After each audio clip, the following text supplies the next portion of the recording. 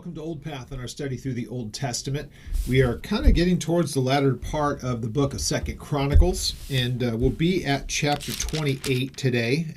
We'll cover chapters 28 and 29. These are two kings that could not be more wildly contrasted, but for a very few of the very good kings that the southern kingdom ever had of Judah.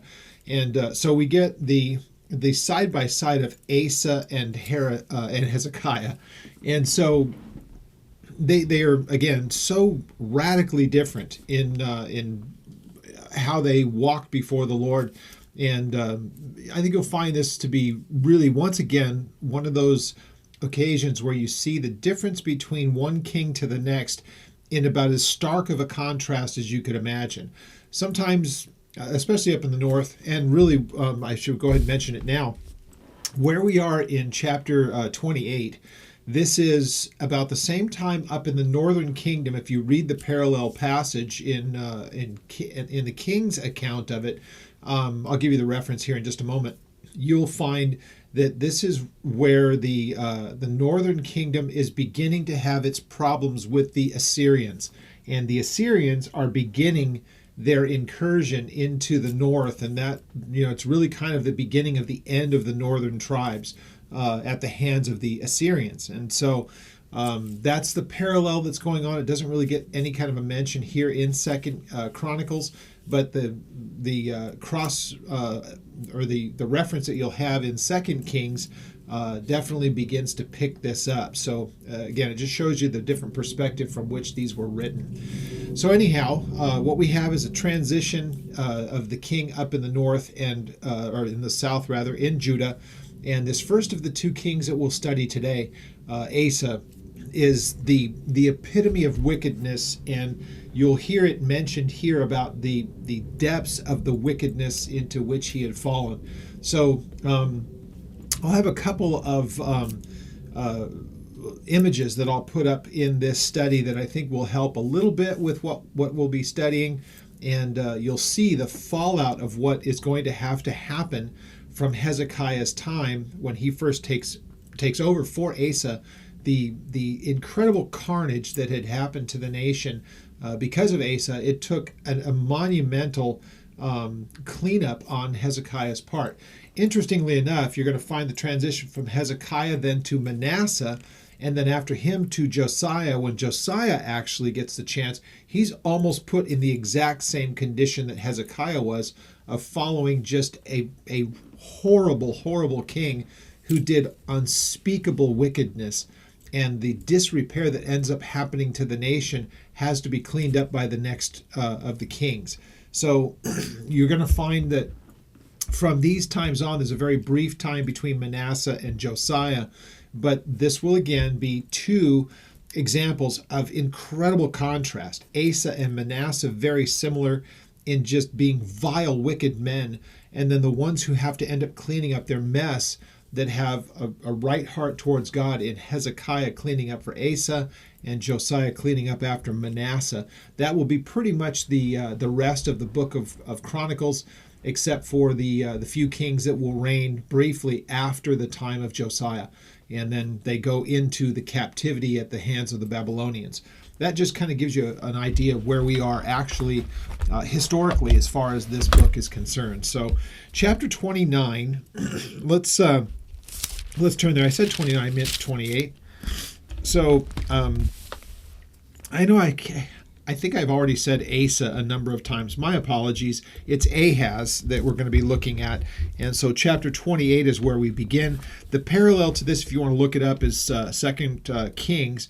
Chapter 15 begins at, I believe, verse 38 is where you can look at the time of Ahaz, but look at the context of that particular area, and you'll see that this is where the Assyrians begin to encroach into the area of the north, and so to the northern tribes, or Israel, if you want to call them that. So chapter 28, let's have a word of prayer. Father, we thank you as we come to your word.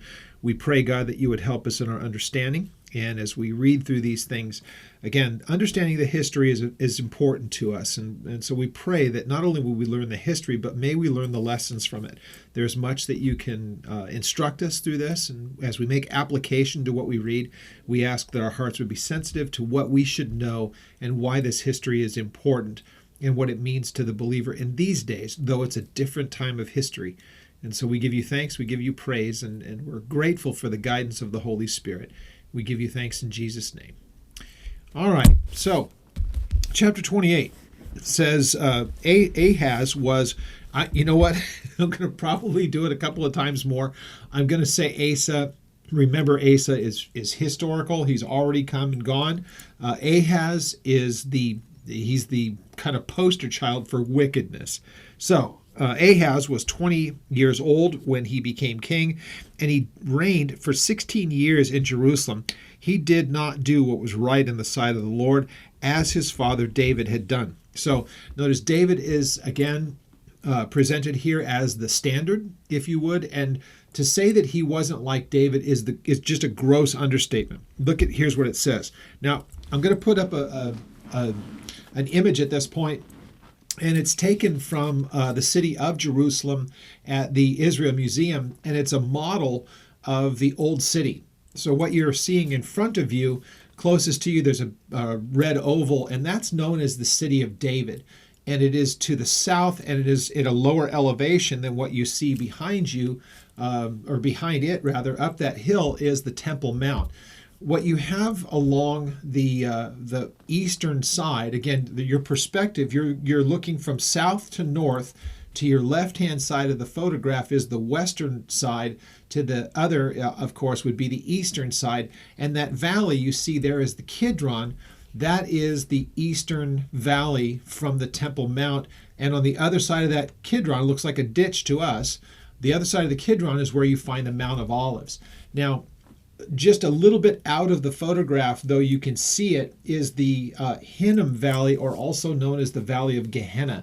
And that's important to what we're reading here because of what we find out that Ahaz did and the introduction of sacrifice, human sacrifice, and just not just human sacrifice, but the innocence of children.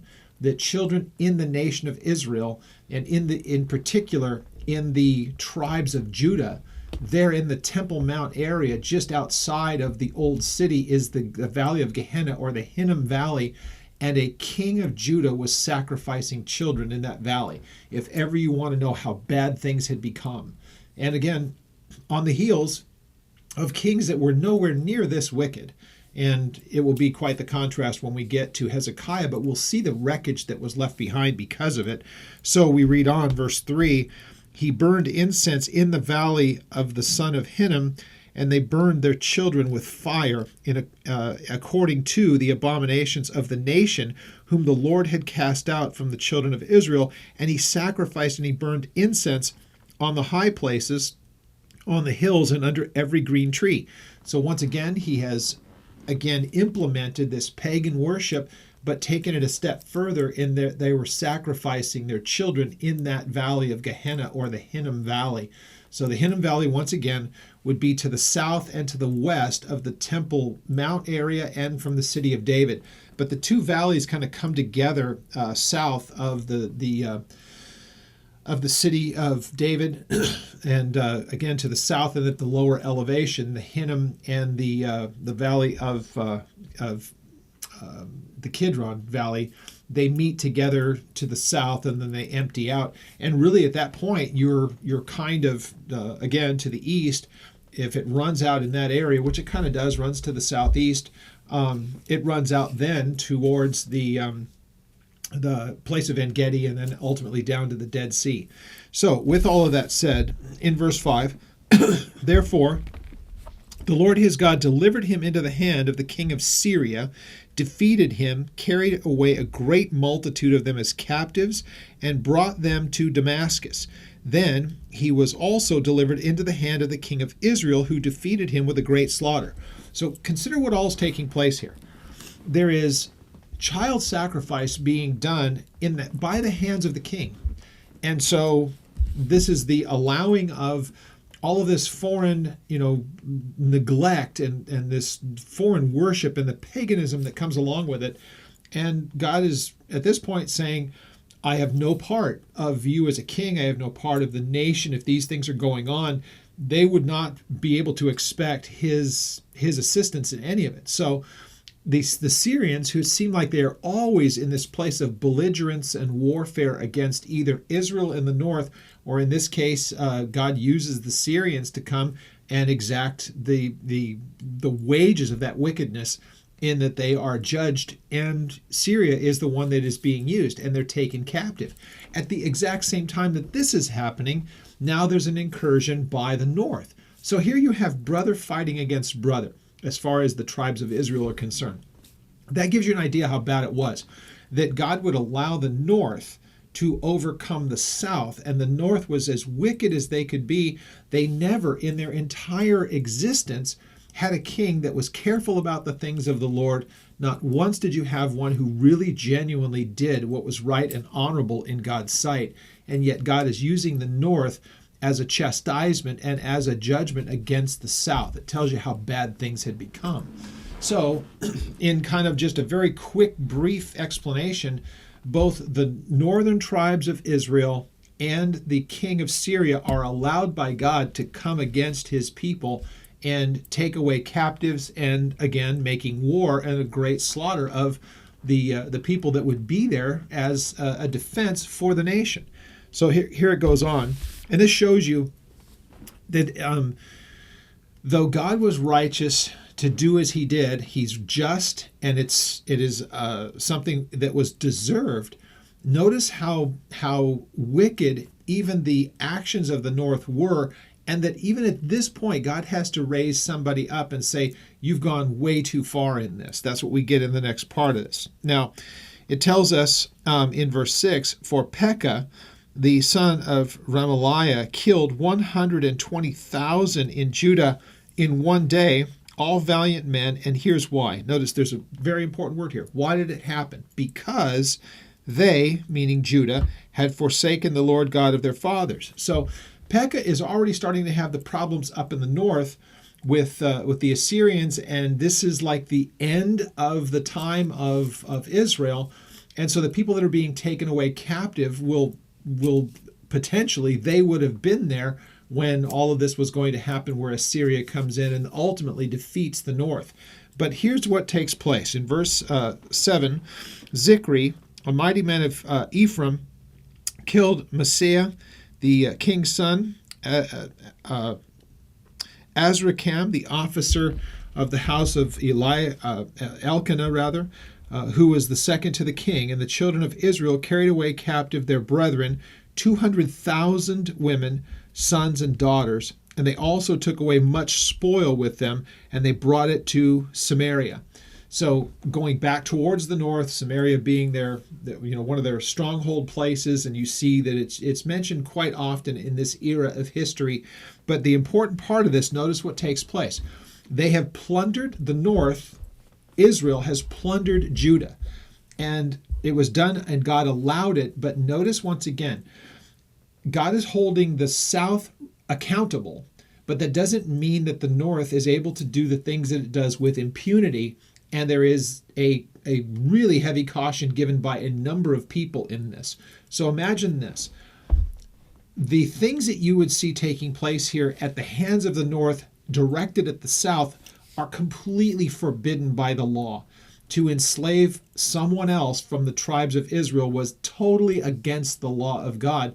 But in both the south and the north, both in Judah and in Israel, nobody was paying attention to the Lord. And that doesn't mean that the Lord would remain silent. He's going to let the things happen to the nations based upon their rejection of him. At the same time, he will not let them be unaccountable for what they've done. So yeah, the south is being judged. Judah is being judged at the hands of two people, the Syrians, two groups at this point thus far, the Syrians and of the northern tribe of Israel. But Israel is not going to go unpunished. God's going to deal with the pagan nations. That's going to happen eventually. But right now, his focus is on what happened in the north. So look at what's said here. A prophet of the Lord, verse 9, was there, whose name was Obed, And he went out before the army, and he came to Samaria, and he said to them, Look, because the Lord God of your fathers was angry with Judah, he has delivered them into your hand, but you have killed them in a rage that reaches to the heavens. And now you propose to force the children of Judah and Jerusalem to be your male and female slaves? But are you not also guilty before the Lord your God? Yeah, it's a violation of the law first and foremost. You cannot enslave a brother or a sister as one of the descendants of Abraham. But worse yet, you went in a rage and just murdered people. God never gave them sanction to do that. So is God judging the south? Absolutely. Is he holding the north accountable as well? Yes. Are they going to be able to release these captives back? That will take care of one of the problems, but let's remember, God's going to still have a problem with what they've done in the slaughter of people, innocents in this case, it would appear, because they're being held accountable for what they did in their rage, is what's mentioned. So it wasn't judicial. It wasn't something that they were doing because God had sent them to do it. God allowed it, but they went too far. So the north is going to be judged for this. And the north, you could take your pick. Did God want to judge the northern tribes of Israel because of their wickedness and their idolatry and their paganism? Absolutely. Does he also have a problem with the way that they dealt with their brethren in the south? Absolutely. So their judgment ultimately being kind of disintegrated by the Assyrians is for every variety of reasons why God is just done with them and turns them over. But in this case, they are at least held accountable for what they've done, and as bad as it got, it could have been worse had it not been for this intercession, if you will. So in verse 11 here, what we have, Oded, I called him Obed, Oded. Interesting name, huh? He says, Now hear me, therefore, and return the captives, whom you have taken captive from your brethren, for the fierce wrath of the Lord is upon you. And some of the heads of the children of Ephraim, Azariah the son of Johanan, Berechiah the son of Meshillemoth, and Hezekiah the son of Shallum, and Amasa the son of Hadlai, stood up against him, and who came from the war. So there's the accountability of the king, but it's really the men who had gone and fought the war that are bringing back the captives. And so now you have this whole other bunch of people in the north. Really, it helps us to understand that not everyone in the north was completely given over to wickedness, but the kings were, and most, if not, the seemingly the majority of the people were absolutely okay with it, yet there were some holdouts here. So it says, they said to them, you will not bring the captives here, for we already have offended the Lord. You intend to add to our sins and to our guilt, for our guilt is great, and there is fierce wrath against Israel. And they realize where that wrath is coming from. Is it because of the problems that they're having with the Assyrians, or is it just that they are completely awakened to the fact that this is so far beyond the pale, we shouldn't do this? I think it's all of the same. If you know that you as a nation are doing things that are very displeasing to the Lord, you'll usually see it by the nations around you troubling you. If the kings would teach us anything, the surrounding nations would never trouble Israel or Judah if they're walking right before the Lord, because he would fight their battles. Conversely, if the nation is always being overrun and always challenged, and they're always at war and on the losing end of it, you wouldn't have to look any further than the king and the people to find out where they are spiritually, because God just frankly would not fight the battles for wickedness, but for righteous kings. And when there is restoration in the nation, God would have his hand upon them, as we see it happen over and over again. Remember, as we're looking at Ahaz in the south, by the time that Hezekiah takes over, the Assyrians are ultimately going to come in Hezekiah's day, or we're going to read here in just a few chapters, and try to take them out like they took out the north. And if not for the righteousness of Hezekiah, leaning upon the Lord and having Isaiah there with him as a prophet to minister in those times, they would have been wiped out by the Assyrians. There's no doubt about it. They did not have the military might to withstand, as we'll see again in a few chapters. But it's such an easy thing to put your finger on, to say, when the nations walked rightly before the Lord, he blessed them, and he had his hand upon them and would protect them and see that they prospered. But the total opposite would be the condition of the nation. Had they spiritually began to move away from him, the surrounding nations were going to just lay waste to them, and that should have gotten their attention, and yet you see that it doesn't. So in verse 14, so the armed men left the captives and the spoil before the leaders of all the assembly. So basically, here's your military leaders with all of their slaves that they have just taken from Judah. And when they're confronted, they just go, great. They walked right past them and left all those people there for the leaders to have to deal with. Well, so verse 15. So the men who were designated by name rose up, took the captives, and from the spoil that they had, from that spoil they clothed all who were naked among them. That gives you an idea just how bad it was, and how humiliating and dehumanizing it had become. And this was within the children of Israel. This was the descendants of Abraham, Isaac, Jacob, the tribes, the ones who God brought out of their Egyptian captivity and their slavery and brought them into this new land. And this was going to be the children of God inhabiting the land. This is what it had been reduced to. Gives you an idea. This just shows you the depths of how things can be if you take your eyes off of the Lord. Well, so naked among them, dressed them, gave them sandals, gave them food, and gave them drink, and they anointed them that they should let all the feeble ones ride on donkeys. And so they brought them to their brethren at Jericho, the city of palm trees, and they returned then to Samaria. So they bring them to what is to the east of Israel, or of Jerusalem rather. And so there's a large ascent that they had to go up from Jerusalem. They had to go up from Jericho up to Jerusalem. So Jericho is situated much more towards the Jordan River, down in that valley, and then it comes up into Jerusalem. So they brought them basically to the outskirts of the territory, going from what would be Israel into Judah. That's why they brought them to Jericho. So, verse 16. So at that time, King Ahaz sent to the kings, or the king of Assyria, to help him. Now look at what's happening here. Going to the one place he thinks he can go to. They're not the Syrians. They're not the north, who's just done all of this damage.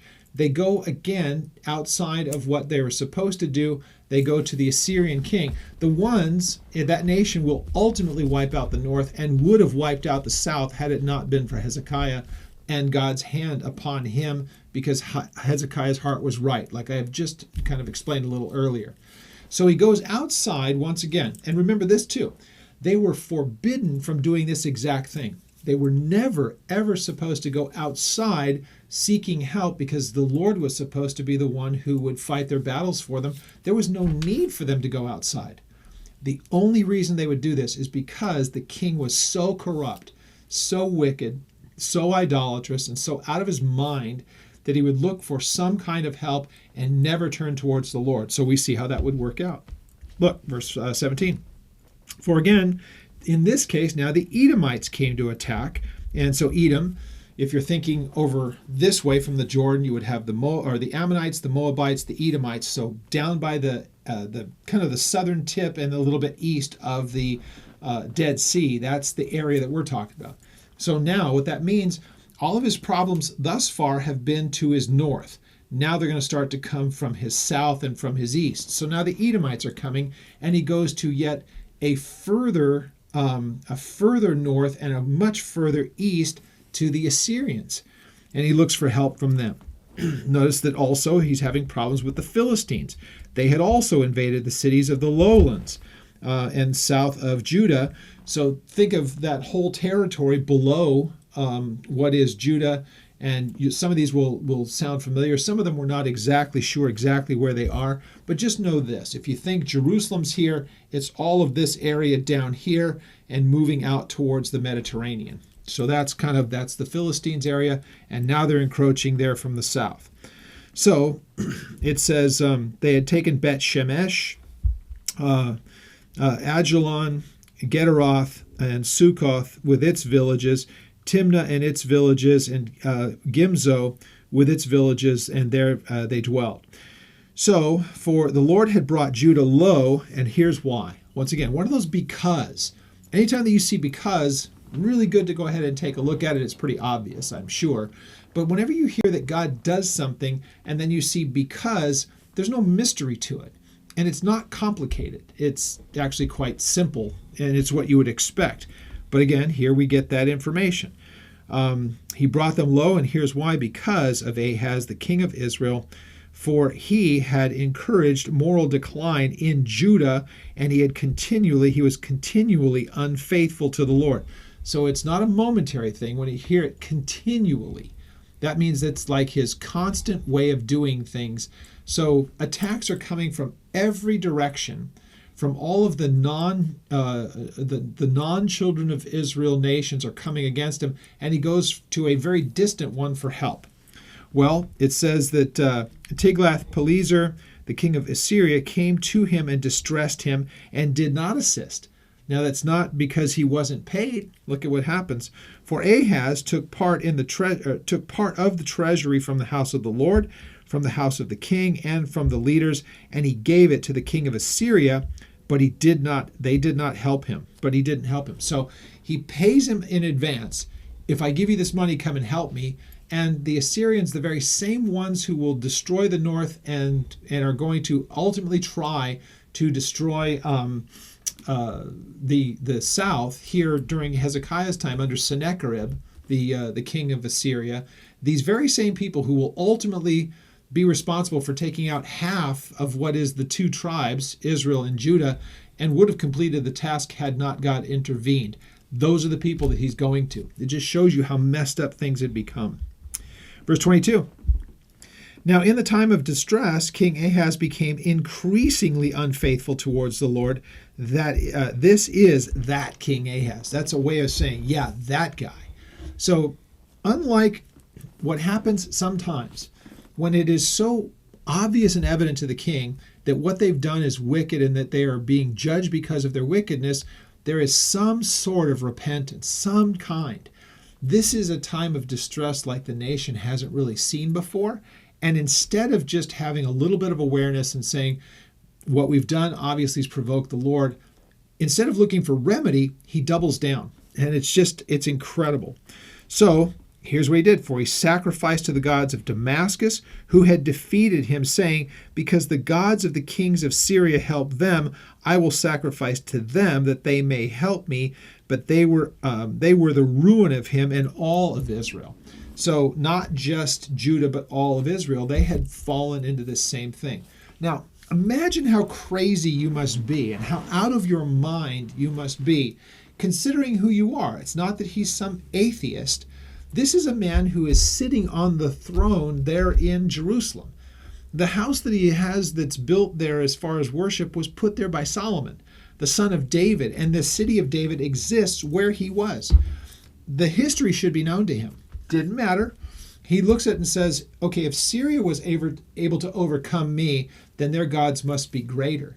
It just shows that the disease of this man's mind, that he doesn't even have the understanding is an inferior nation has come against us and defeated us. And he should have said, because we have forsaken the Lord. Instead, he thinks they must have the right gods. And so he begins to worship them. Lunacy. Verse 24.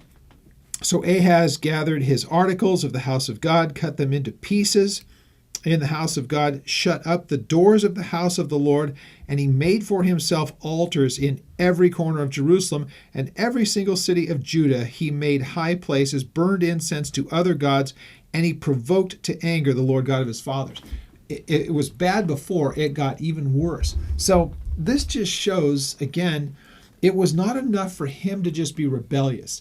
He's not just going to, in himself, rebel against the Lord. This is a man who is just doing demonic things and introducing this kind of idolatry and this kind of wickedness to the entirety of the nation. So remember, this chapter began by talking about how he was responsible for introducing child sacrifice into the nation.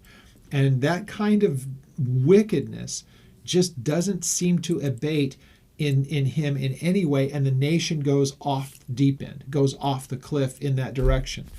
So what we get here in chapter 29, the other part of this is found again in 2 Kings 15 into 16.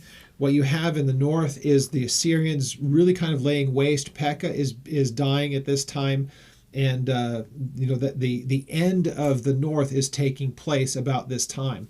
So we get in chapter 29, and we are introduced to Hezekiah.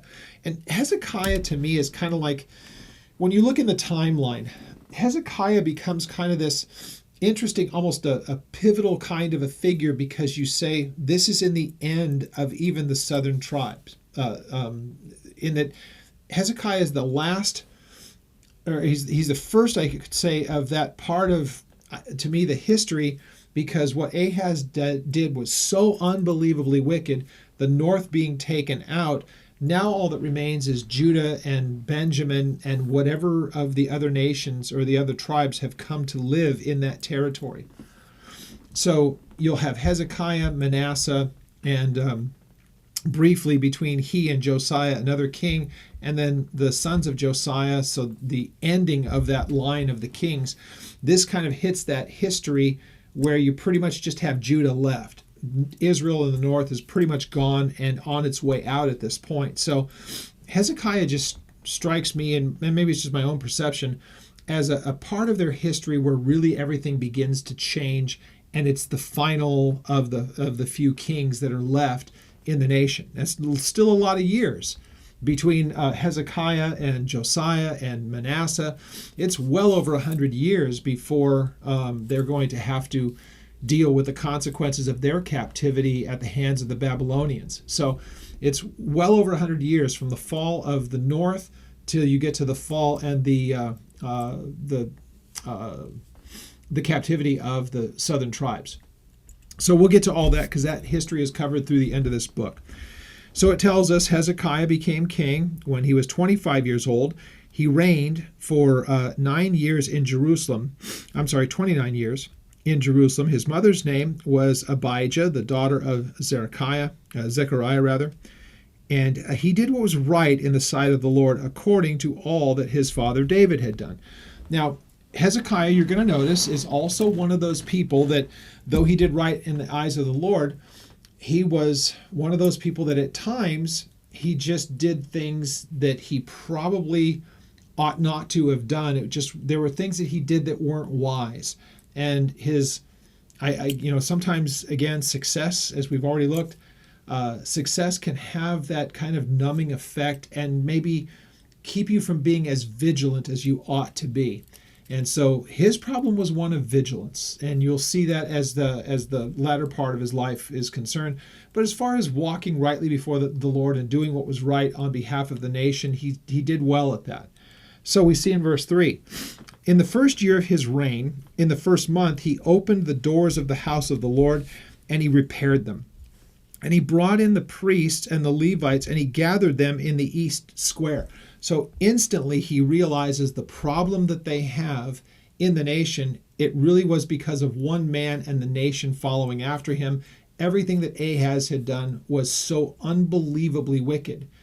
Ahaz, part of what he did was to shut down for operational sake the entirety of the sacrificial system. So what we're going to find at the latter part of this chapter, that ends up having a bit of an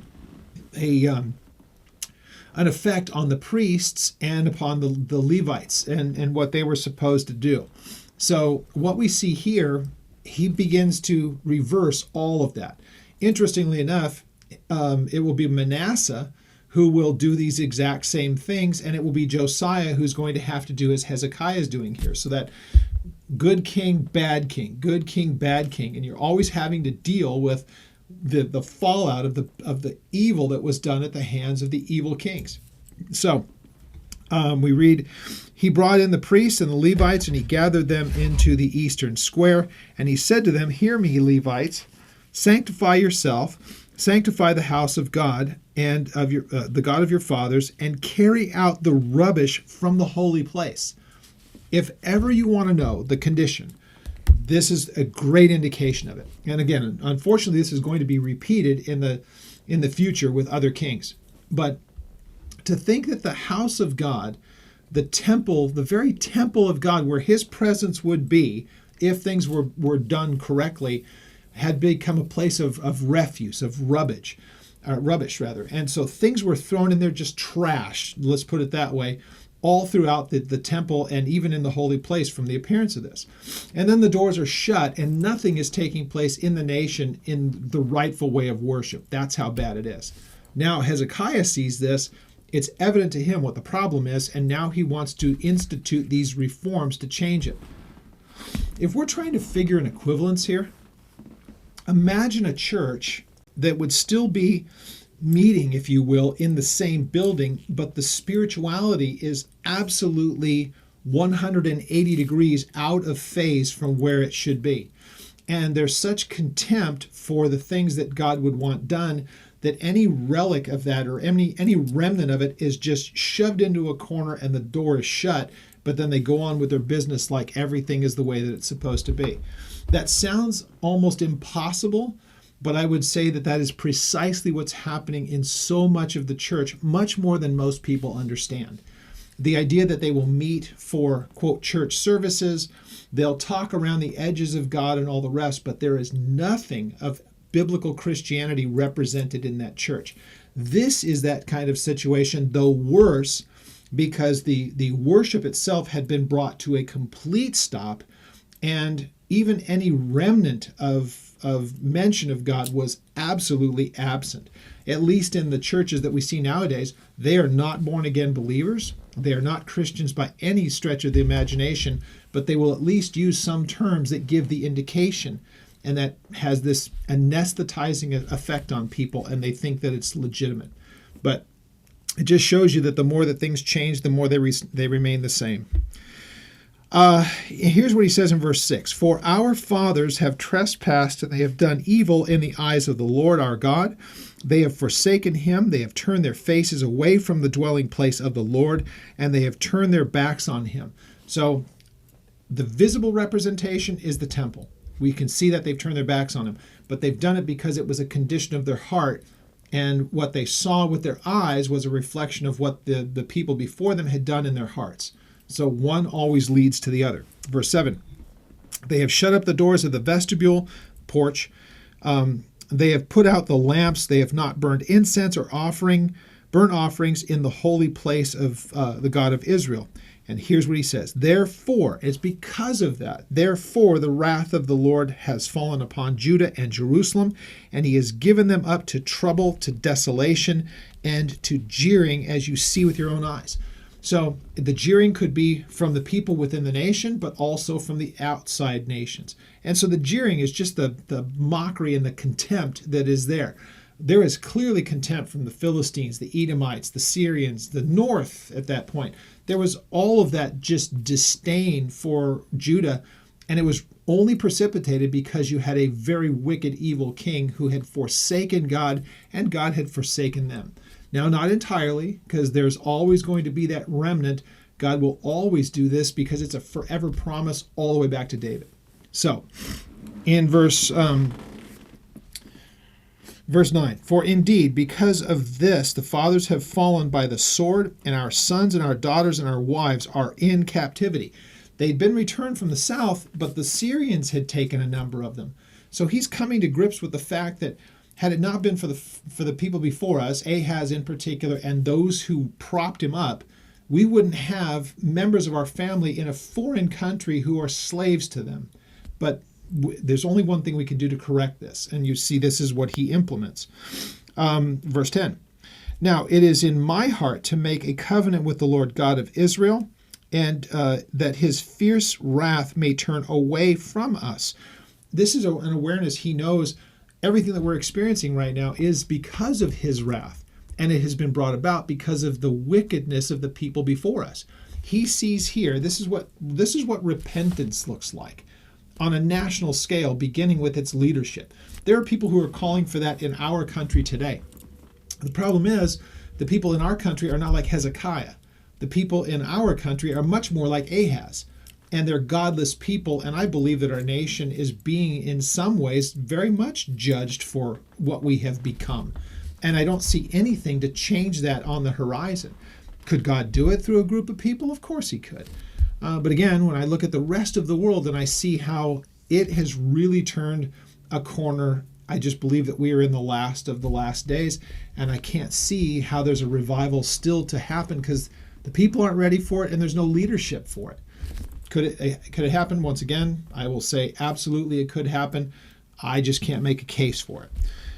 So he says this in verse 11, "My sons, do not neglect now, for the Lord has chosen you to stand before him, to serve him, and that you should minister to him and burn incense." That the burning incense would just be one of many things that they would do, but it would be something that's halted to this point, but it's the idea of offering up service to him, offering up prayer, putting things back the way that they're supposed to be.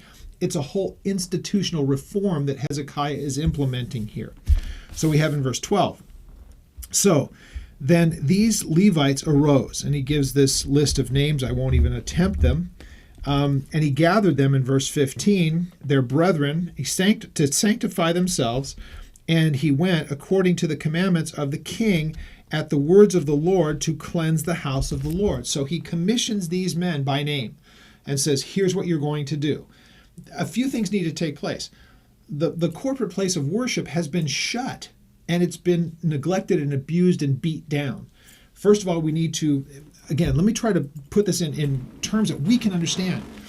Imagine a group of people and a thriving church at one time, and a new pastor comes in who says, I hate everything that's represented in this church. Let's say a church that was doing well, and it was walking rightly before the Lord to some extent. A new pastor comes in and he says, I can't stand, I detest everything that's been being done at this point. I'm doing everything absolutely different. We're going to go meet in the park somewhere. And actually, all throughout the city, we're going to have pagan worship everywhere.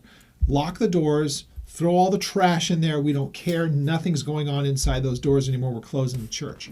That's the equivalent here, loosely. That's the equivalent. This is what's taken place. So with that being done, he says, we need to reverse these things. So he said to these men, he gathered them and said, here, sanctify yourself.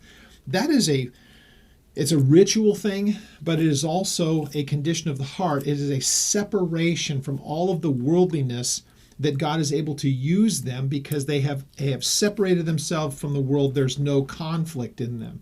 So he says to them, sanctified themselves. They went according to the commandment of the king at the words of the Lord to cleanse the house of the Lord. So not just by the dictate of the king, but according to the word of God that was already in print. This is the law of Moses stuff that we're talking about here. This is everything that you see pretty much from Exodus into Leviticus and then through Numbers and Deuteronomy. All those things that were put there as part of the law. So the priests went into the inner part of the house of the Lord to cleanse it. They brought out all of the debris and that they found in the temple of the Lord to the court of the house of the Lord. The Levites took it all out. They carried it to the brook Kidron. This is just all of the rubbish, and of course it would be burned up and disposed of. So they began to sanctify on the first day of the first month, and on the 8th day of that month they came to the vestibule of the Lord. So they sanctified the house of the Lord in 8 days. And on the 16th day of the first month, they finished because they still had other things. They cleaned everything out, but now they needed to implement that worship and have the utensils and everything else that needed to be used. So imagine this.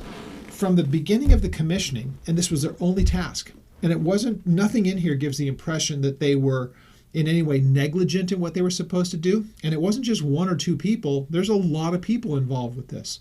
But from the beginning of it until they were able to actually function fully as they were supposed to, 16 days lapses, more than 2 weeks to just put it into operational form. If that doesn't give you an impression and an understanding of just how absolutely thoroughly destroyed the temple had become, it took that long to take it from its course, and all hands on deck, it took that long to put it back into an operational condition. Amazing. So it says they began to They began to sanctify, verse 17. Let me read it again. Verse 17. Now they began to sanctify on the first day of the first month, and on the 8th day of the month they came to the vestibule of the Lord. So they sanctified the house of the Lord, and in 8 days, and on the 16th day of the month they finished. Then they went to King Hezekiah, and they said, "We have cleansed all the house of the Lord, the altar of burnt offerings with all of the articles of the tabernacle, the showbread with its articles. Moreover, all the articles which King Ahaz in his reign had cast aside in his transgression, we have prepared and we have sanctified, and there they are before the altar of the Lord." So everything that the priests, the sons of Aaron would need to do in order to start the sacrifices again, and all of the things prescribed in the law, they even had to put back in all of those. There's shovels, and there's tongs, and there's all kinds of utensils, and there's pitchers, and there's all variety of things. All that stuff was trashed, broken, thrown off, beaten into something else. They were just not there. None of this was existent. So they had to create all of it. Verse 20. So King Hezekiah rose early, and he gathered the rulers of the city, went up to the house of the Lord. They brought 7 bulls, 7 rams, 7 lambs, and 7 male goats for the sin offering and of the kingdom, for the sanctuary, and for Judah. And they commanded all the priests, the son of Aaron, to offer them on the altar of the Lord. What I want to put up here now is a list of the different types of offerings and what was to be done, what they were being done for, what was the reason for them, because a number of them are mentioned here, and to them it's common knowledge, but there's an intricacy to the offerings that were made. The difference between sin offerings, trespass offerings, burnt offerings.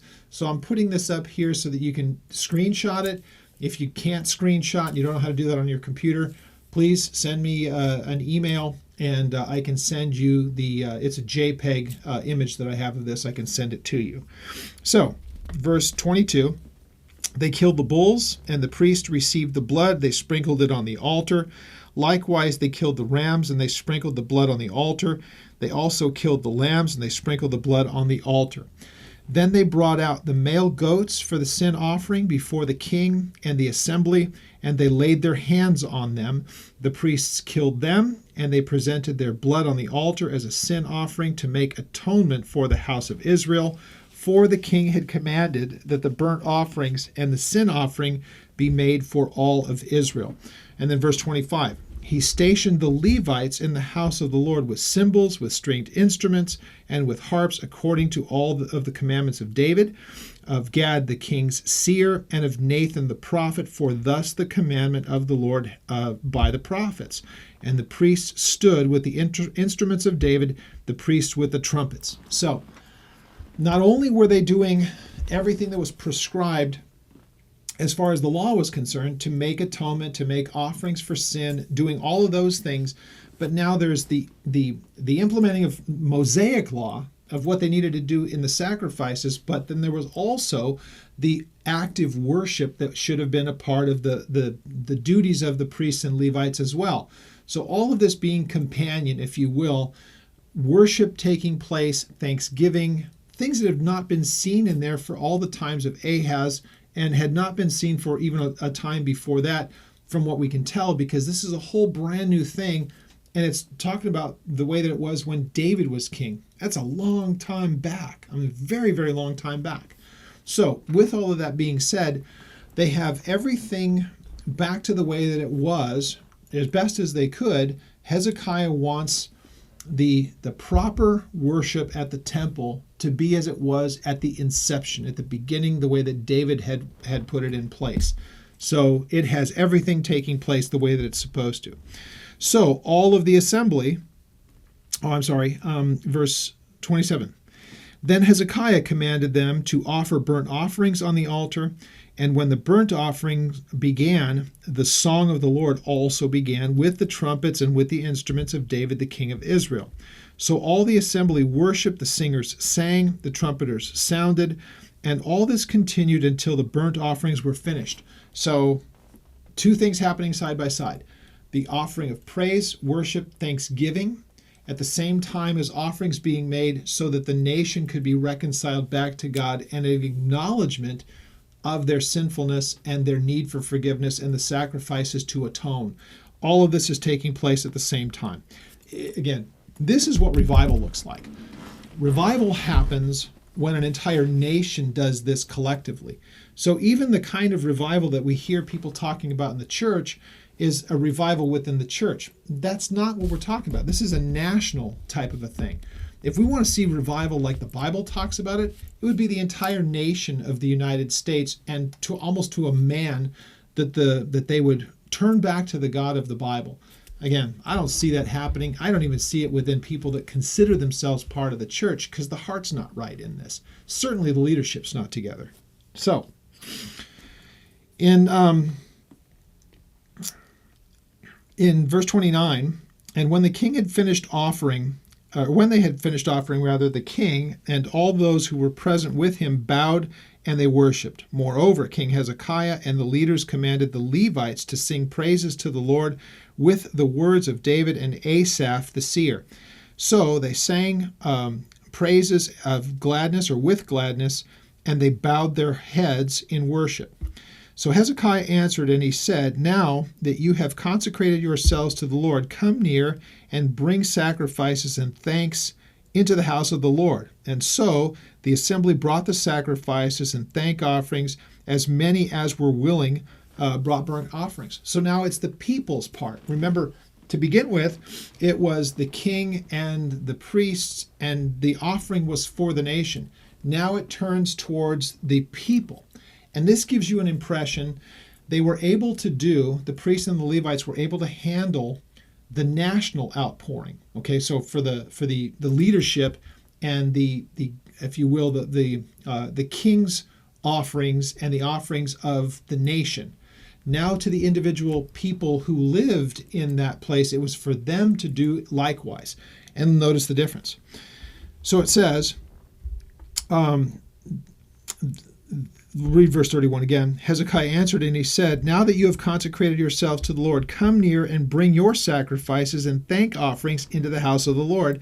So the assembly brought in sacrifices, thank offerings, as many as were of a willing heart, they brought their burnt offerings. The number of the burnt offerings with the assembly that was brought was 70 bulls, 100 rams, and 200 lambs. All of these were for burnt offerings to the Lord, just burnt offerings. So they consecrated things were 600 bulls and 3,000 sheep.